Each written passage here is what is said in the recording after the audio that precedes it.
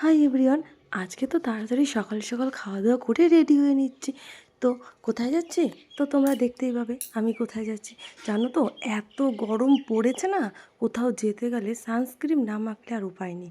এই গরমে কোথাও বেরোতে গেলে সানস্ক্রিন আর সানগ্লাস এই দুটো জিনিস তোমাদের একদম প্রয়োজনীয়। তো যাই হোক, আমি তো মোটামুটি পুরো রেডি হয়ে গেলাম। তো আমার বরমশাইও তো রেডি হয়ে গেছে।